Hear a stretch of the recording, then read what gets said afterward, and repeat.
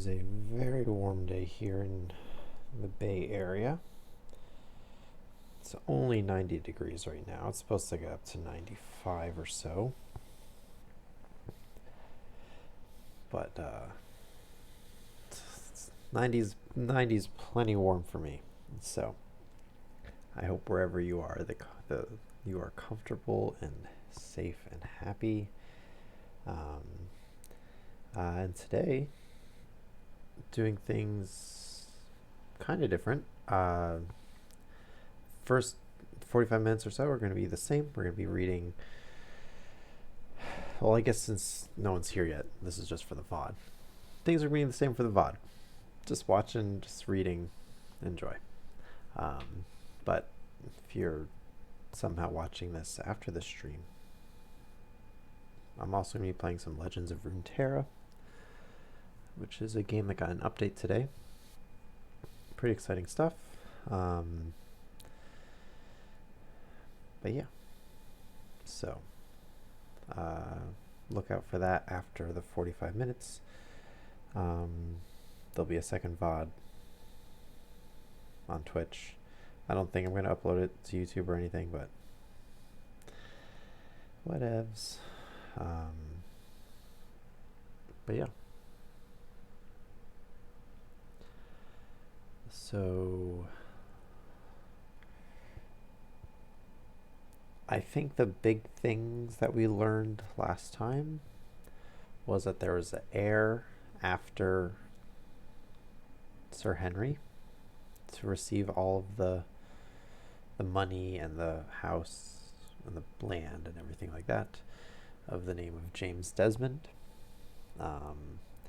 We met the cab driver who helped this mysterious person follow Henry and Dr. Mortimer, Sir Henry and Dr. Mortimer.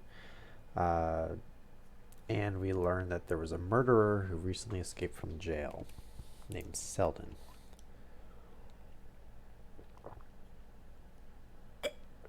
So we are learning a lot of people and characters at this point. But yeah, hello viewer. We learned a couple things last time. We learned that there's an heir to the wealth. He seems to be relatively harmless. Didn't learn too much about him, but Sherlock Holmes seems to think he's innocent. Sherlock Holmes also thinks James Mortimer is innocent.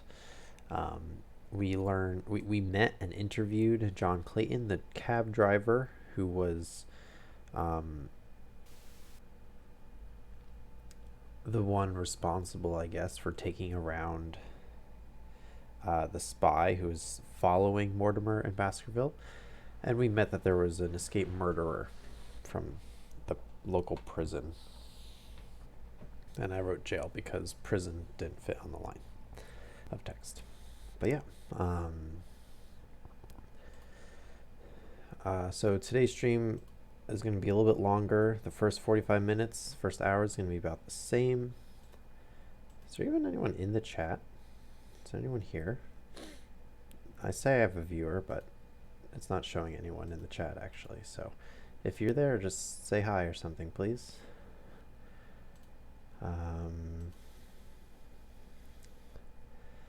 But yeah, maybe it's just my Nightbot that's here. I don't know. But anywho, to all those VOD viewers out there, you just heard the same description twice of what's happened. But yeah. Okay. So I'll probably start reading in another 30 seconds or another minute or so. Stay hydrated, folks. It's hot out there today, at least where I am.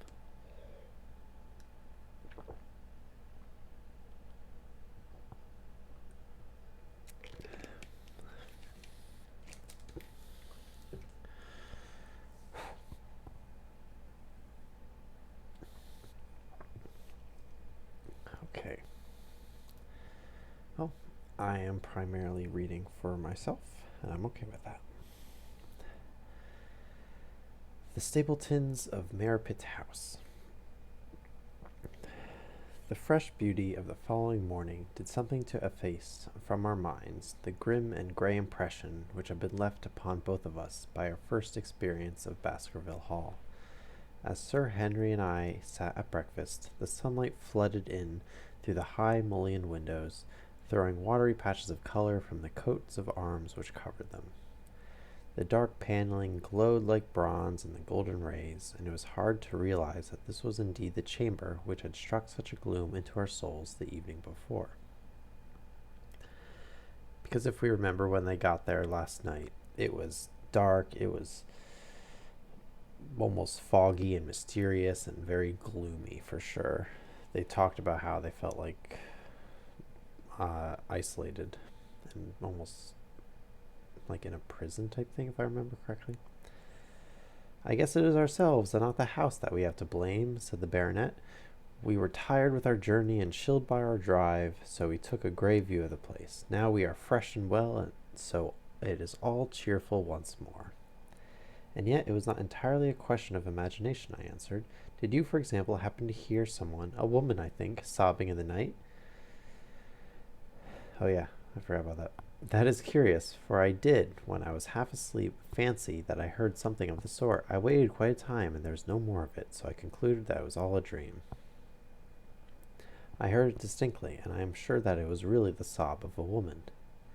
We must ask about this right away. He rang the bell and asked Barrymore whether he could account for our experience. It seemed to me that the pallid features of the butler turned a shade paler still as he listened to his master's question. There are only 2 women in the house, Sir Henry, he answered. One is the scullery maid, who sleeps in the other wing. The other is my wife, and I can answer for it that the sound could not have come from her. And yet he lied as he said it, for it chanced that after breakfast I met Mrs. Barrymore in the long corridor with the sun full upon her face. She was a large, impassive, heavy-featured woman with a stern, set expression of mouth. But her telltale eyes were red and glanced at me from between swollen lids. It was she, then, who wept in the night, and if she did so her husband must know it. And yet he had taken the obvious risk of discovery in declaring that it was not so. Why did he do this? Why did she weep so bitterly? Already round this pale-faced, handsome, black-bearded man there was gathering an atmosphere of mystery and of gloom. It was he who had been first to discover the body of Sir Charles, and we had only his word for all the circumstances which led up to the old man's death. Was it possible that it was Barrymore after all, whom we had seen in the cab in Regent Street? The beard might well have been the same. The cabman had described a somewhat shorter man, but such an impression might easily have been erroneous. How could I settle the point forever? Hello, Evan. Obviously, the first thing to do was to see the Grimpen postmaster and find whether the test telegram had really been placed in Barrymore's own hands. Be the answer what it might, I should at least have something to report to Sherlock Holmes. So, last time we learned that there was a murderer who escaped. We talked to the cab driver who drove around the spy who was following Sir Henry Baskerville and Dr. James Mortimer. And we discovered that the heir to the wealth after Henry, the clergyman, was probably an innocent guy. Sherlock Holmes said so. Nonetheless, we sent Watson to go with Henry Baskerville and just follow him the entire time he was at the mansion. When they got to the mansion, it was cold and dark, and Watson was up the whole night listening to a woman crying. And it seems to be the wife of Barrymore who was crying. But her husband denies it. Her husband was like, no, it wasn't her. Ignore her puffy red eyes and tear stains on her cheeks. But Sir Henry had numerous papers to examine after breakfast, so that the time was propitious for my excursion. It was a pleasant walk of 4 miles along the edge of the moor, leading me at last to a small grey hamlet, in which 2 larger buildings, which proved to be the inn and the house of Dr. Mortimer, stood high above the rest. The postmaster, who was also the village grocer, had a clear recollection of the telegram. Also, I was going to read for about 45 minutes about 1 or 2 chapters. We'll see how long the chapters are. And then I was going to switch to Runeterra. But yeah. Certainly, sir, said he. I had the telegram delivered to Mr. Barrymore exactly as directed. Who delivered it? My boy here, James. You delivered that telegram to Mr. Barrymore at the hall last week, did you not? Yes, father, I delivered it. Into his own hands, I asked. Well, he was up in the loft at the time, so that I could not put it into his own hands, but I gave it into Mrs. Barrymore's hands, and she promised to deliver it at once. Did you see Mr. Barrymore? No, sir, I tell you he was in the loft. If you didn't see him, how could you know he was in the loft? Well, surely his own wife ought to know where he is, said the postmaster testily. Didn't he get the telegram? If there's any mistake, it is for Mr. Barrymore himself to complain. It seemed hopeless to pursue the inquiry any further. So the reason why there was a telegram sent was that there was this spy in the cab who had a very dark, full beard, and Mr. Barrymore also has a full beard. So they sent the telegram hoping to determine whether Barrymore was at the mansion or whether he was in London actually stalking Sir Henry Baskerville. It seemed hopeless to pursue the inquiry any further, but it was clear that in spite of Holmes's ruse, we had no proof that Barrymore had not been in London all the time. Suppose that it were so. Suppose that the same man had been the last who had seen Sir Charles alive, and the first to dog the new hare when he returned to England. What then? Was he the agent of others, or had he some sinister design of his own? What interest could he have in persecuting the Baskerville family? So being the butler, he's been in the family, like his family had been the butlers of the Baskerville family for 4 generations, and as soon as Henry came home, he's like, I kind of want out. My wife and I kind of don't want to live here anymore and work for you guys anymore. So, very curious. I thought of the strange warning clipped out of the leading article of the Times. Was that his work, or was it possibly the doing of someone who has bent upon counteracting his schemes? The only conceivable motive was that which had been suggested by Sir Henry, that if the family could be scared away, a comfortable and permanent home would be secured for the Barrymores. Because it is a mansion. They do have a ton of property, and if that means comfortable, then great. But surely such an explanation as that would be quite inadequate to account for the deep and subtle scheming which seemed to be weaving an invisible net around the young baronet. Holmes himself had said that no more complex case had come to him in all the long series of his sensational investigations. I prayed, as I walked back along the gray, lonely road, that my friend might soon be freed from his preoccupations and able to come down to take the heavy burden of responsibility from my own shoulders. Suddenly my thoughts were interrupted by the sound of running feet behind me and by a voice which called me by my name. I turned, expecting to see Dr. Mortimer, but to my surprise it was a stranger who was pursuing me. He was a tall, slim, clean-shaven, prim-faced man, flaxen-haired and lean-jawed, between 30 and 40 years of age, dressed in a gray suit and wearing a straw hat. A tin box for botanical specimens hung over his shoulder, and he carried a green butterfly net in one of his hands. Oh, this must be Stapleton. I was like, what the heck? Okay. You will, I am sure, excuse my presumption, Dr. Watson, said he, as he came panting up to where I stood. Here on the moor we are homely folk, and do not wait for formal introductions. You may possibly have heard my name from our mutual friend, Mortimer. I am Stapleton, of Merripit House. Your net and box would have told me as much, said I, for I knew that Mr. Stapleton was a naturalist. But how did you know me? I have been calling on Mortimer, and he pointed you out to me from the window of his surgery as you passed. As our road lay the same way, I thought that I would overtake you and introduce myself. I trust that Sir Henry is none the worse for his journey. He is very well, thank you. We were all rather afraid that after the sad death of Sir Charles, the new baronet might refuse to live here. It is asking much of a wealthy man to come down and bury himself in a place of this kind, but I need not tell you that it means a very great deal to the countryside. Sir Henry has, I suppose, no superstitious fears in the matter? I do not think that it is likely. Of course you know the legend of the fiend dog which haunts the family. I have heard it. It is extraordinary how credulous the peasants are about here. Any number of them are ready to swear that they have seen such a creature upon the moor. He spoke with a smile, but I seemed to read in his eyes that he took the matter more seriously. The story took a great hold upon the imagination of Sir Charles, and I have no doubt that it led to a tragic end. But how? His nerves were so worked up that the appearance of any dog might have had a fatal effect upon his diseased heart. I fancy that he really did see something of the kind upon the last night in the yew alley. I feared that some disaster might occur, for I was very fond of the old man, and I knew that his heart was weak. How did you know that? My friend Mortimer told me. You think, then, that some dog pursued Sir Charles, and that he died of fright in consequence? Have you any better explanation? I have not come to any conclusion. Has Mr. Sherlock Holmes? The words took my breath away for an instant, but a glance at the placid face and steadfast eyes of my companion showed that no surprise was intended. It is useless for us to pretend that we do not know you, Dr. Watson, said he. The records of your detective have reached us here, and you cannot celebrate him without being known yourself. When Mortimer told me your name, he could not deny your identity. If you are here, then it follows that Mr. Sherlock Holmes is interesting himself in the matter, and I am naturally curious to know what view he may take.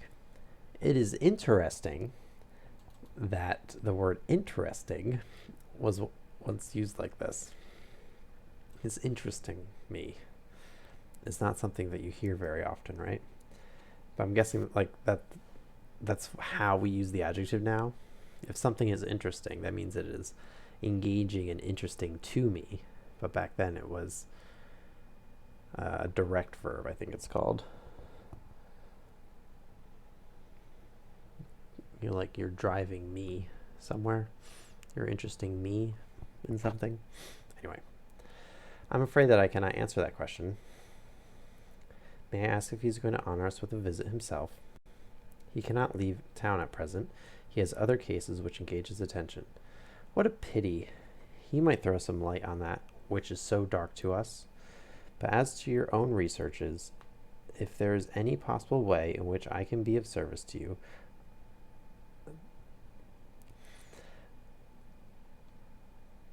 I trust that you will command me.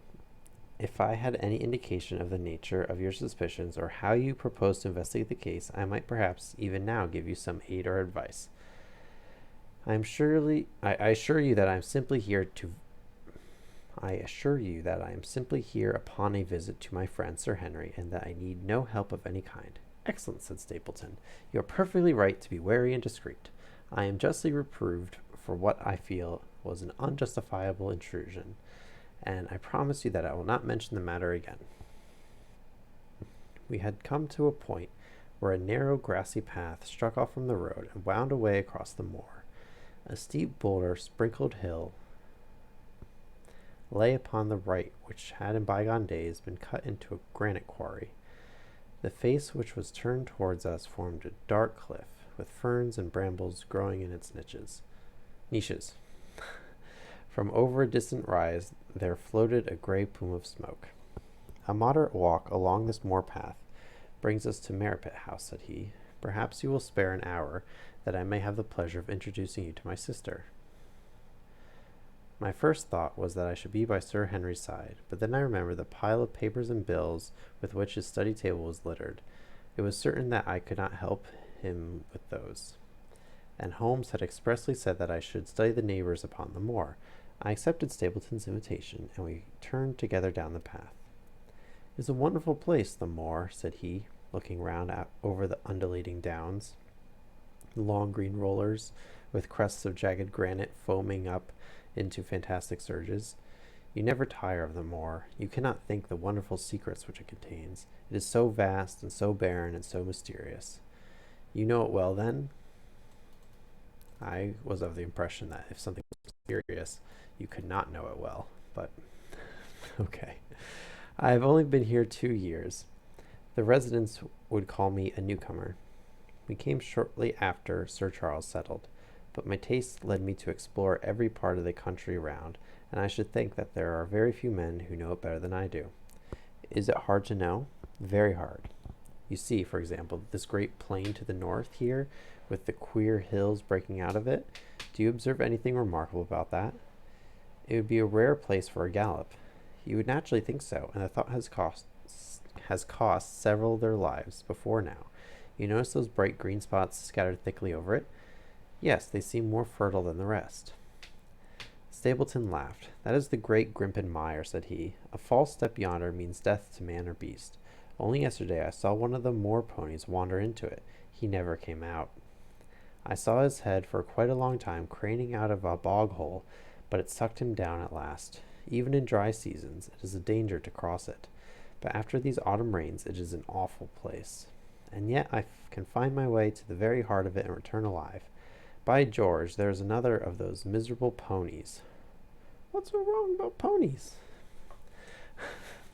Something brown was rolling and tossing among the green sedges.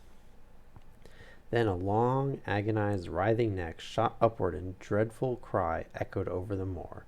It turned me cold with horror, but my companion's nerves seemed to be stronger than mine. It's gone, said he. The mire has him. 2 in 2 days, and many more perhaps, for they get in the way of going there in the dry weather, and never know the difference until the mire has them in its clutches. It's a bad place, the great Grimpen Mire. And you say you can penetrate it? Yes, there are 1 or 2 paths which a very active man can take. I have found them out.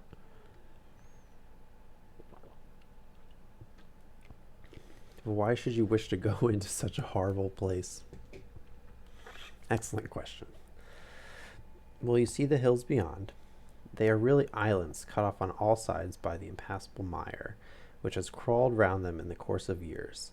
That is where the rare plants and the butterflies are, if you have the wit to reach them. I shall try my luck some day. He looked at me with a surprised face. For God's sake, put such an idea out of your mind, said he. Your blood would be upon my head. I assure you that there would be not the least chance of your coming back alive. It is only by remembering certain complex landmarks that I am able to do it. Hello, I cried. What is that? A long, low moan, indescribably sad, swept over the moor. It filled the whole air, and yet it was impossible to say whence it came. From a dull murmur it swelled into a deep roar, and then sank back into a melancholy, throbbing murmur once again. Stapleton looked at me with a curious expression in his face. Queer place, the moor, said he. But what is it? The peasants say it is the hound of the Baskervilles, calling for its prey. I have heard it once or twice before, but never quite so loud. These bogs, it reminds me of the swamp from A Princess Bride. The swamp of the fire pits, or whatever it's called, where they have like the quicksand. That's just what this scene reminds me of. We have our weird creatures, we have our dangerous bogs, anyway. The peasants say, okay, it is the hound of the Baskervilles calling for its prey. I've heard it once or twice before, but never quite so loud. I looked round with a chill of fear in my heart at the huge swelling plain, mottled with the green patches of rushes. Nothing stirred over the vast expanse save a pair of ravens, which croaked loudly from a tor behind us. You are an educated man. You don't believe such nonsense as that, said I.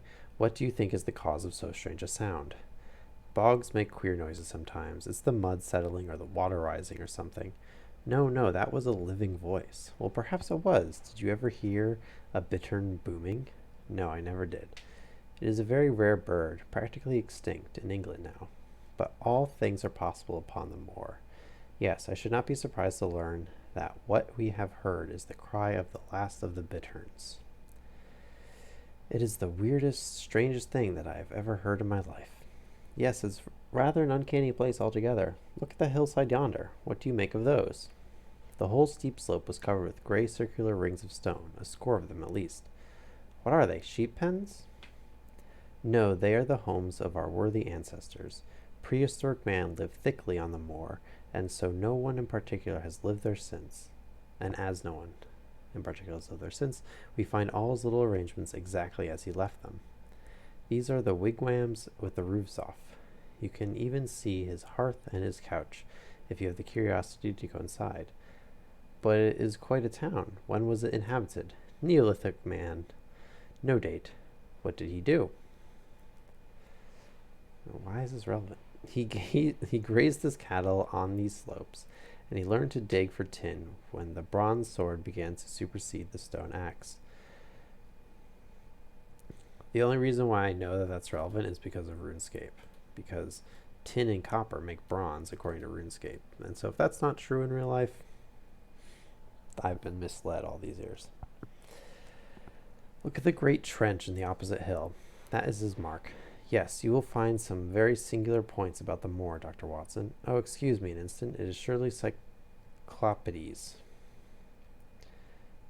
A small fly or moth had fluttered across our path, and in an instant Stapleton was rushing with extraordinary energy and speed in pursuit of it.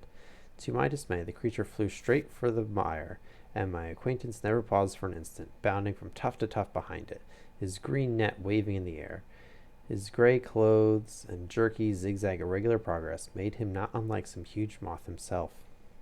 I was standing watching his pursuit with a mixture of admiration for his extraordinary activity and fear lest he should lose his footing in the treacherous mire, when I heard the sound of steps and, turning round, found a woman near me upon the path. She had come from the direction in which the plume of smoke indicated the position of Merripit House, but the dip of the moor had hid her until she was quite close. I could not doubt that this was the Miss Stapleton of whom I had been told, since ladies of any sort must be few upon the moor, and I remembered that I had heard somewhere describe her as being a beauty. The woman who approached me was certainly that, and of a most uncommon type.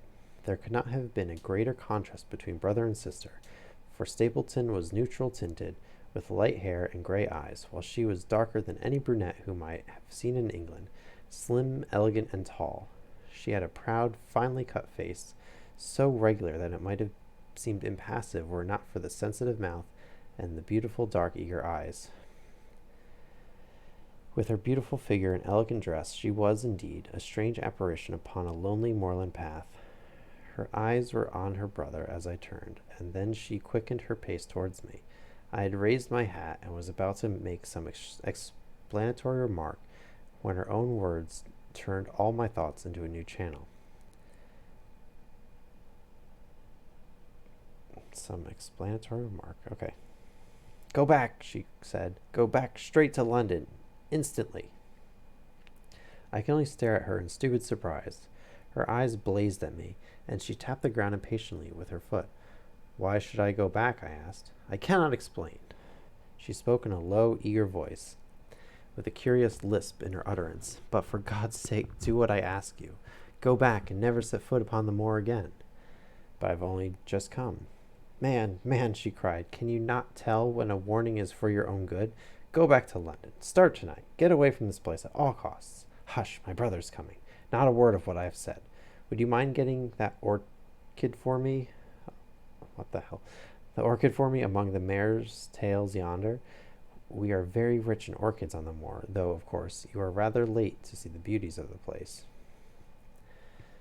Stapleton had abandoned the chase and came back to us breathing hard and flushed with his exertions. Hello, Beryl, said he, and it seemed to me that the tone of his greeting was not altogether a cordial one. Well, Jack, you are very hot. Yeah, I am very hot right now. I have the air conditioner going. It's like 95 degrees or so.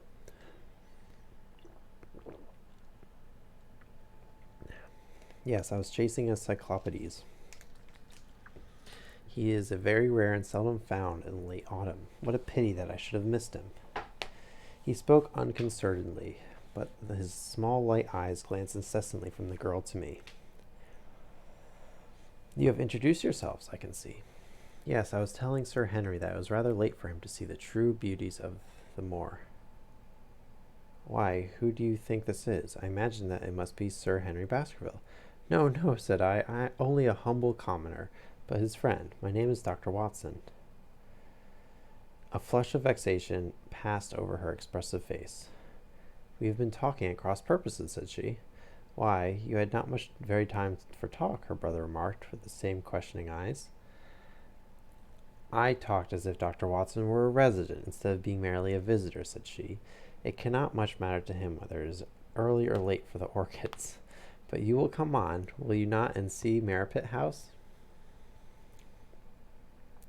A short walk brought us to it, a bleak moorland house, once the farm of some grazier in the old prosperous days, but now put into repair and turned into a modern dwelling.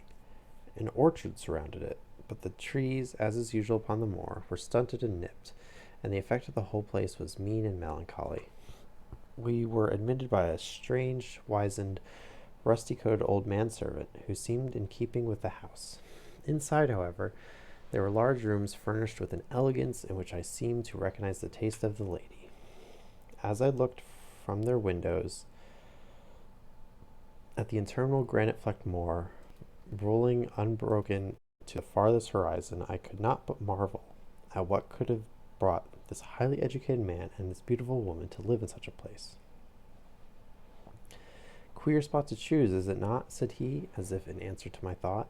And yet we managed to make ourselves fairly happy, do we not, Beryl? Quite happy, said she, but there was no ring of conviction in her words. I had a school, said Stapleton. It was in the north country. The work, to a man of my temperament, was mechanical and uninteresting, but the privilege of living with youth, of helping to mold those young minds, and of impressing them with one's own character and ideals were very dear to me. However, the fates were against us. A serious epidemic broke out in the school, and 3 of the boys died. It never recovered from the blow, and much of my capital was irretrievably swallowed up. And yet, if it were not for the loss of the charming companionship of the boys, I could rejoice over my own misfortune, for, with my strong taste for botany and zoology, I find an unlimited field of work here, and my sister is as devoted to nature as I am. All this, Dr. Watson, has been brought upon your head by your expression as you surveyed the moor out of the window. It certainly did cross my mind that it might be a little dull, less for you, perhaps, than for your sister. No, no, I am never dull, said she quickly. We have books, we have our studies, and we have interesting neighbors. Dr. Mortimer is a most learned man in his own line. Poor Sir Charles was also an admirable companion. We knew him well, and miss him more than I can tell. Do you think that I should intrude if I were to carry this afternoon and make the acquaintance of Sir Henry? I am sure that he would be delighted. Then perhaps you would mention that I propose to do so. We may, in our humble way, do something to make things more easy for him until he becomes accustomed to his new surroundings. Will you come upstairs, Dr. Watson, and inspect my collection of Lepidoptera? Lepidoptera.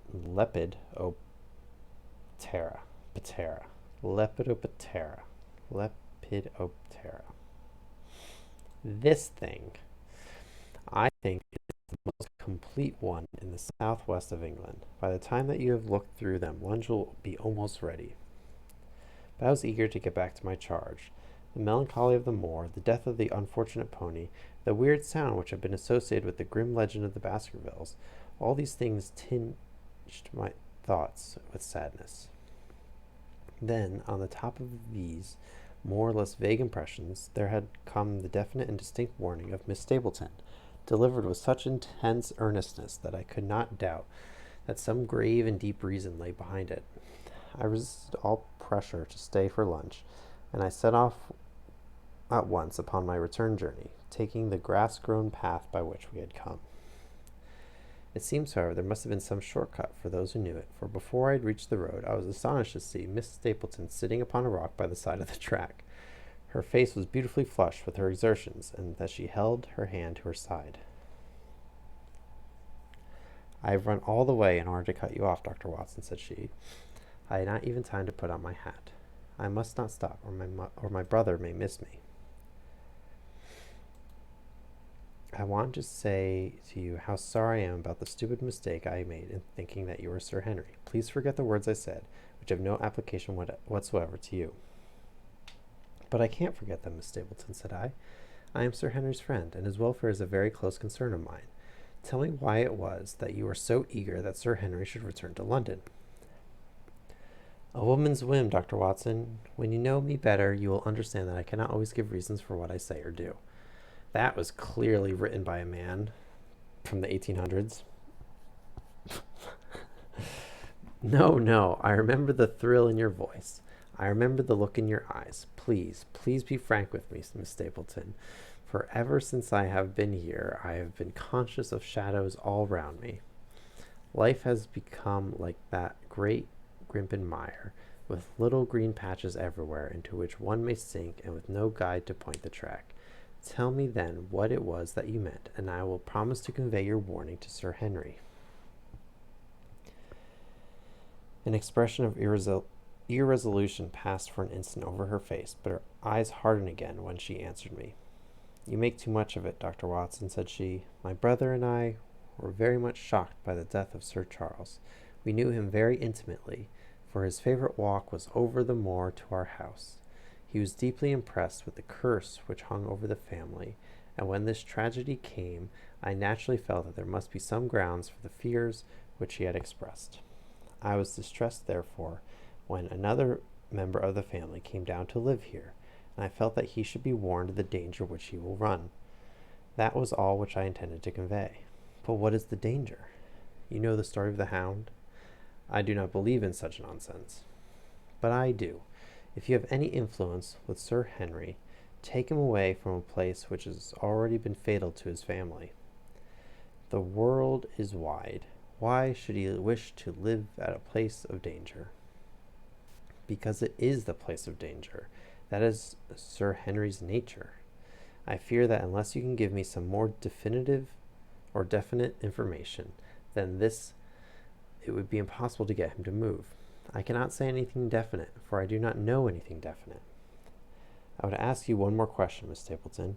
If you meant no more than this when you first spoke to me, why should you not wish your brother to overhear what you said? There is nothing to which he or anyone else could object. My brother is very anxious to have the hall inhabited, for he thinks it is good for the poor, thinks it is for the good of the poor folk upon the moor. He would be very angry if he knew that I have said anything which might induce Sir Henry to go away. But I have done my duty now, and I will say no more. I must go back, or he will miss me and suspect that I have seen you. Goodbye. She turned and had disappeared in a few minutes among the scattered bushes, while I, with my soul full of vague fears, pursued my way to Baskerville Hall. Okay, all right. So I am going to get rid of James Desmond. Or actually, maybe I can.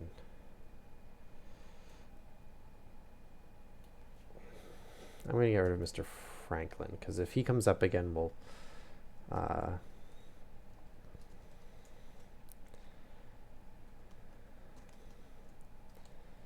I'll just.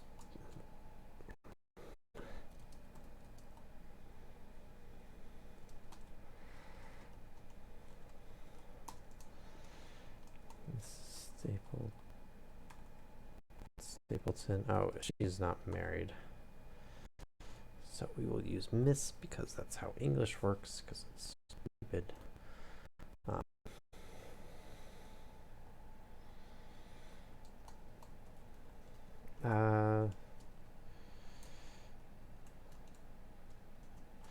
Wants Henry to leave.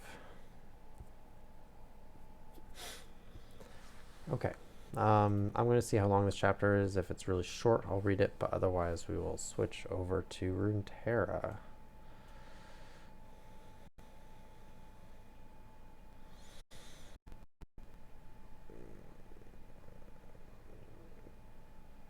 Okay. That seems short enough. Yeah. Okay.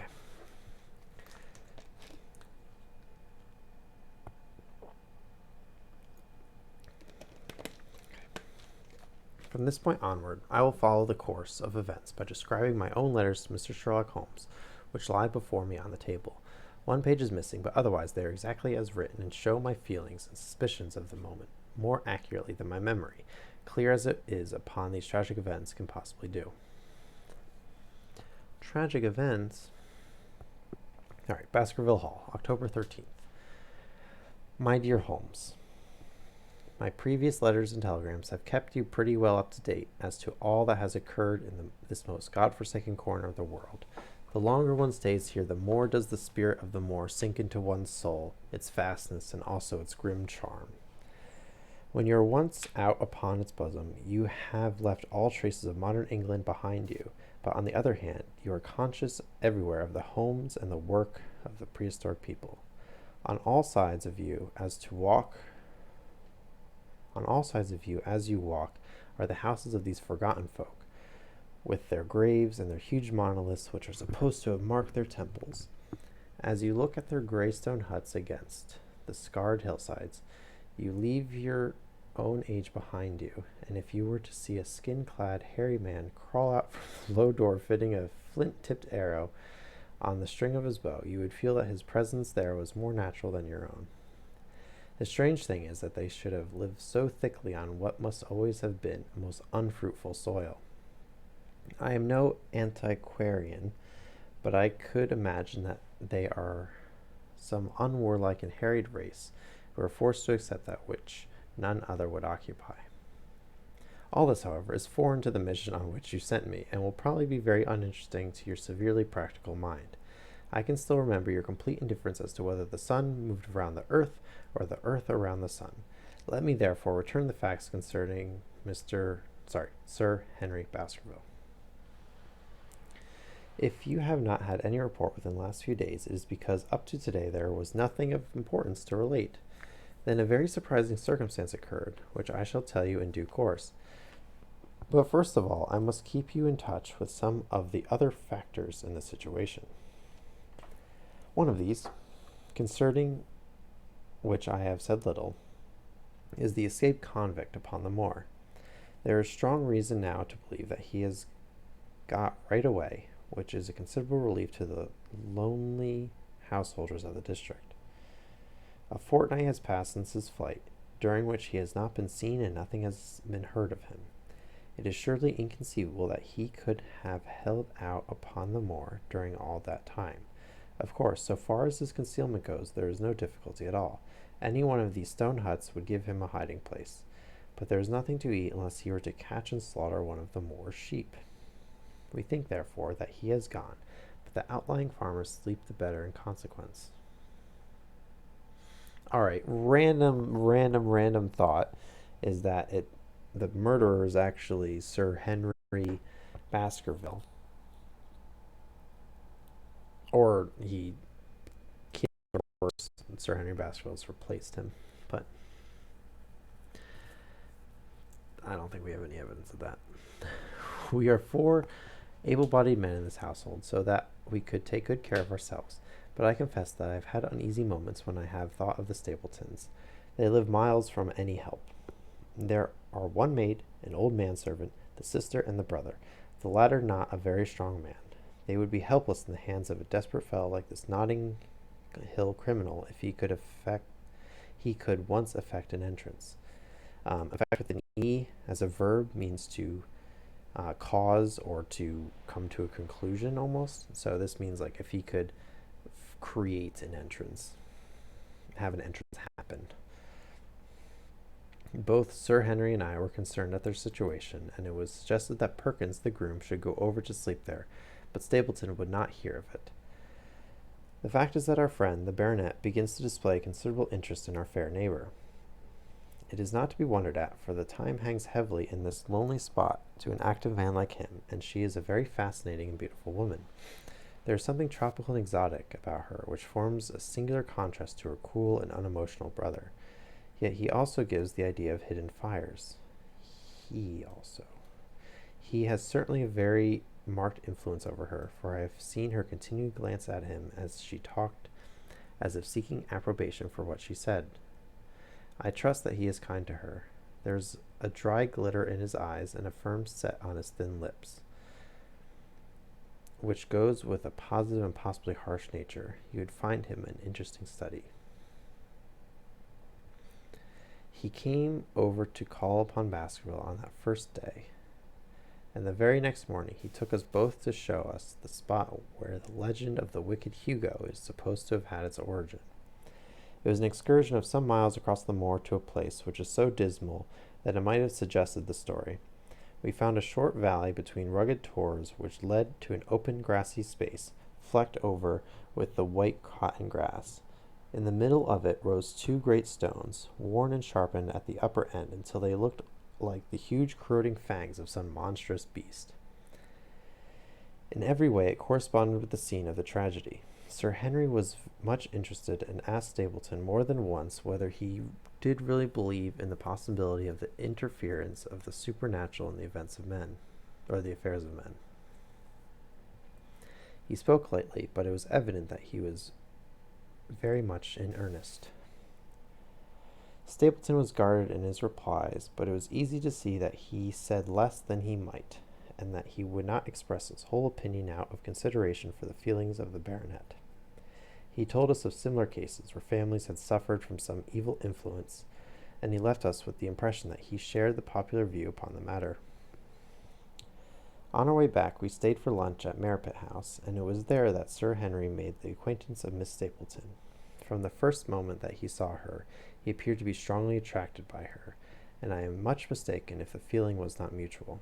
He referred to her again and again on our walk home, and since then hardly a day has passed that we have not seen something of the brother and sister.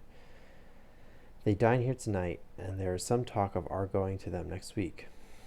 One would imagine that such a match would be very welcome to Stapleton, and yet I have more than once caught a look of the strangest disapprobation in his face when Sir Henry has been paying some attention to his sister. He is much attached to her, no doubt, and would lead a lonely life without her, but it would seem the height of selfishness if he were to stand in the way of her making so brilliant a marriage. Yet I am certain that he does not wish their intimacy to ripen into love.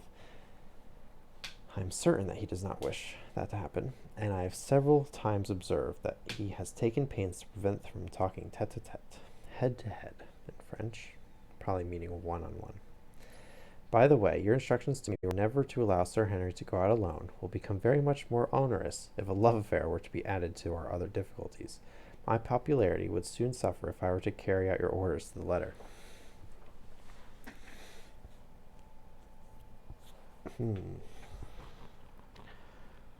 Does she actually like him, or does she just want to get him so attached so that way they can run away together and be away from the Hound of the Baskervilles?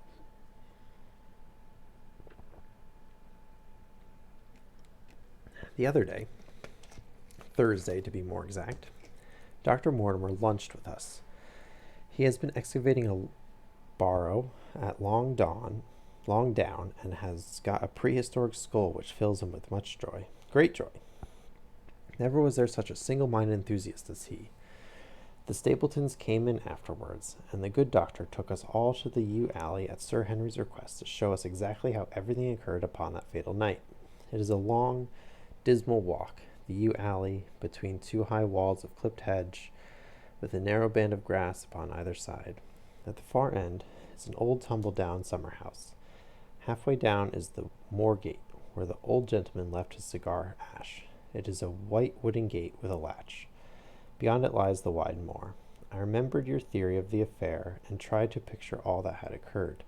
As the old man stood there, he saw something coming across the moor, something which terrified him so that he lost his wits and ran until he died of sheer horror and exhaustion. Did people actually do that back then?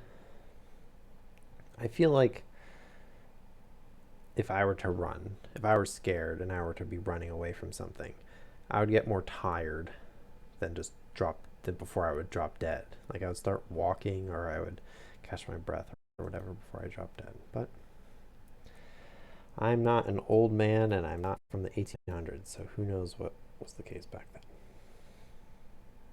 There was the long, gloomy tunnel down which she fled. And from what? A sheepdog of the moor? or of a spectral hound, black, silent, and monstrous? Was there human agency in the matter? Did the pale, watchful Barrymore know more than he cared to say? It was all dim and vague, but always there was the shadow of a crime behind it. One other neighbor I have met since we last wrote. This is Mr. Franklin of Laughter Hall, who lives some 4 miles to the south of us. He is an elderly man, red-faced, white-haired, and choleric. His passion is for the British law, and he has spent a large fortune in litigation. He fights for the mere pleasure of fighting and is equally ready to take up either side of a question, so that it is no wonder that he has found it a costly amusement. Sometimes he will shut up a right of way and defy the parish to make him open it. I have no idea what that means.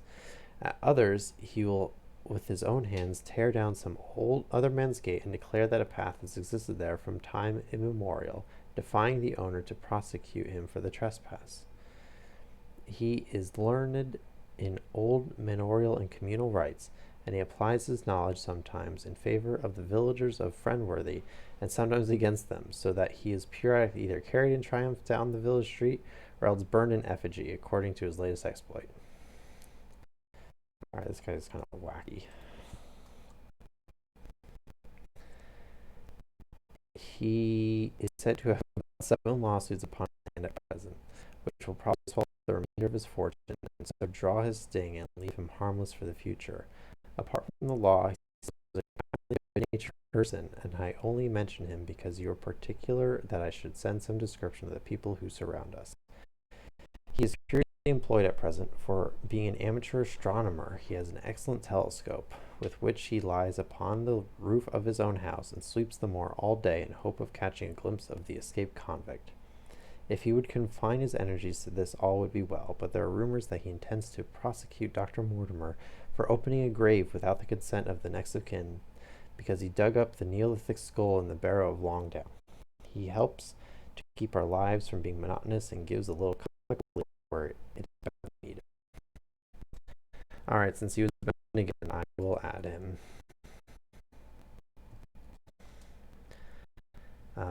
Wacky.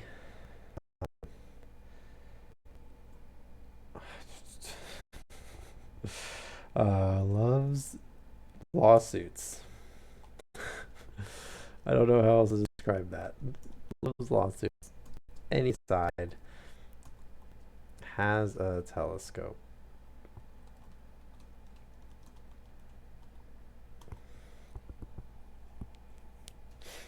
Okay. What a weirdo. Oh, that must be one of the most amusing and comic relief uh, people I've ever heard. He just like makes up lawsuits just for fun. He's like he tears down someone's gate and was like, "This gate was never here. I'm not trespassing on your property because there was no gate. It's just a path." What?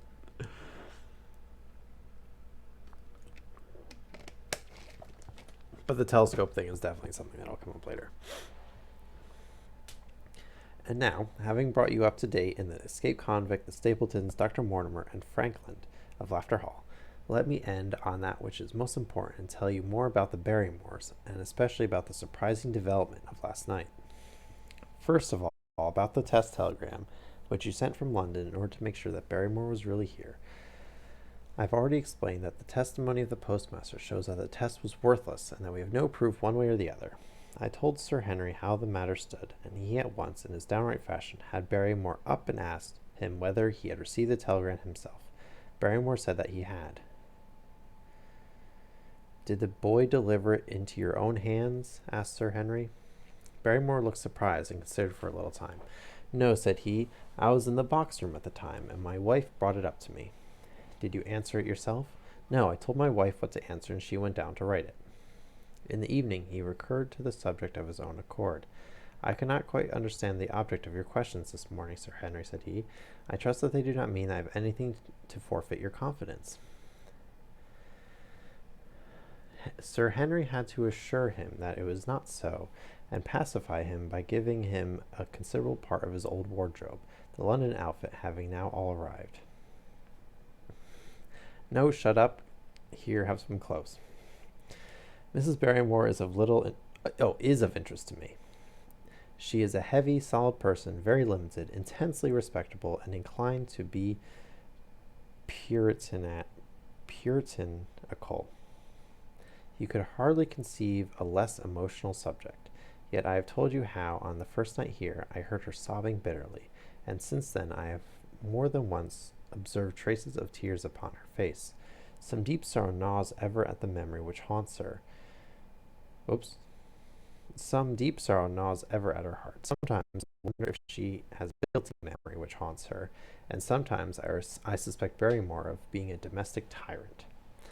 I have always felt that there was something singular and questionable in this man's character, but the adventure of last night brings all my suspicions to a head. And yet it may seem a small matter in itself. You are aware that I am not a very sound sleeper, and since I have been on guard in this house, my slumbers have been lighter than ever. Last night, about 2 in the morning, I was aroused by a stealthy step passing my room. I rose, opened my door, and peeped out. A long black shadow was trailing down the corridor. It was thrown by a man who walked softly down the passage with a candle in his hand. He was in shirt and trousers, with no covering to his feet. I could merely see the outline, but his height told me that it was Barrymore. He walked very slowly and circumspectly, and there was something indescribably guilty and furtive in his whole appearance. Maybe he just wanted a midnight snack, man. I've told you that the corridor is broken by the balcony which runs down the hall, but that it is resumed upon the further side. I waited until he had passed out of sight, and then I followed him. When I came round the balcony, he had reached the end of the farther corridor, and I could see from the glimmer of the light through an open door that he had entered one of the rooms. Now all these rooms are unfurnished and unoccupied, so that his expedition became more mysterious than ever. The light shone steadily, as if he were standing motionless. I crept down the passage as noiselessly as I could, and peeped round the corner of the door. Barrymore was crouching at the window with the candle held against the glass. His profile was half turned towards me, and his face seemed to be rigid with expectation as he stared out into the blackness of the moor. For some minutes he stood watching intently.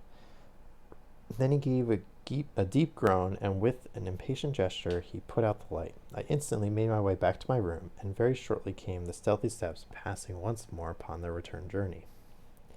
Long afterwards, when I had fallen into a light sleep, I heard a key turn somewhere in a lock, but I could not tell whence the sound came. What it all means I cannot guess, but there is some secret business going on in this house of gloom, which sooner or later we shall get to the bottom of.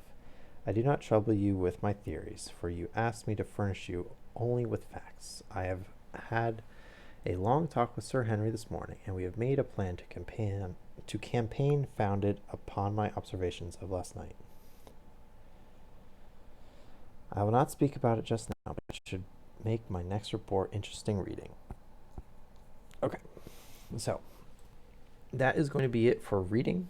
I'm going to get some more water, and I will change the scene, but so like 30, let's say 33 after, I will hopefully be back with a new stream and room terror up on the screen. So I will see you in 5 minutes. Okay. Down with Big Brother.